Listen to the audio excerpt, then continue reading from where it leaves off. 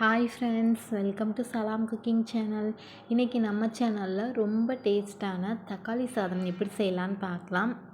அதுக்கு ஒரு குக்கரில் 4 டேபிள் ஸ்பூன் எண்ணெய் ஆட் பண்ணிக்கலாம். எண்ணெய் நல்லா சூடேறினதும் 1 டேபிள் ஸ்பூன் சோம்பு, ஒரு பிரியாணி இலை கட் பண்ணி போட்டிருக்கேன். தாளிதம் நல்லா பொரிஞ்சதும் மீடியம் சைஸில் ஒரு பெரிய வெங்காயம் எடுத்து கட் பண்ணி போட்டிருக்கேன். வெங்காயம் நல்லா பச்சை வாசம் போகிற அளவுக்கு வதக்கி விட்டுக்கலாம். வெங்காயம் நல்லா வதங்கினதும் ஒரு பச்சை மிளகாய் ஆட் பண்ணிக்கிறேன். இப்போ அதோட மீடியம் சைஸில் 4 தக்காளி சின்னதாக கட் பண்ணி போட்டிருக்கேன். தக்காளியும் சேர்த்து நல்லா வதக்கி விட்டுக்கலாம். தக்காளி நல்லா வதங்கணும், அப்போ தான் சாப்பாடு நல்லாயிருக்கும். இப்போ எல்லாம் நல்லா வதங்கிடுச்சு. நான் இஞ்சி பூண்டு விழுது ஆட் பண்ணிக்கிறேன்.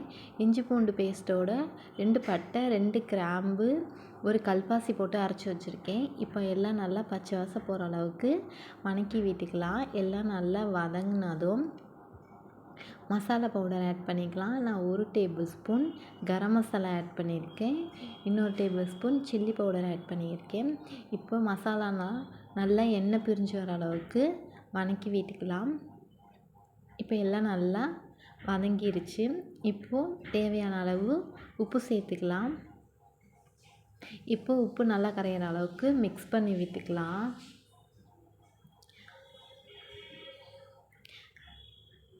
கொஞ்சமாக கொத்தமல்லி தழை ஆட் பண்ணிக்கலாம். அதுவும் போட்டு நல்லா பச்சை வாசம் போகிற அளவுக்கு வதக்கி விட்டுக்கலாம். அவ்வளோதான். இப்போ எல்லாம் நல்லா எண்ணெய் பிரித்து வந்துருச்சு. நான் 1 டம்ளர் அரிசி ஊற வச்சுருக்கேன். ரைஸ் சேர்த்துக்கிறேன். 1 டம்ளர் ரைஸ்க்கு 2 டம்ளர் தண்ணி ஊற்றிக்கிறேன். இப்போ குக்கரை மூடி சாதத்தை 3 விசில் விட்டு எடுத்து வச்சுக்கலாம். அவ்வளோதான், ரொம்ப டேஸ்ட்டான நம்மளோட தக்காளி சாதம் ரெடி ஆயிடுச்சு. ரொம்ப டேஸ்ட்டாக இருக்கும். ஒரு தடவை ட்ரை பண்ணி பாருங்கள். வீடியோ பிடிச்சிருந்தா லைக் பண்ணி, ஷேர் பண்ணி, சப்ஸ்கிரைப் பண்ணுங்கள். தேங்க்யூ ஃபார் வாட்சிங்.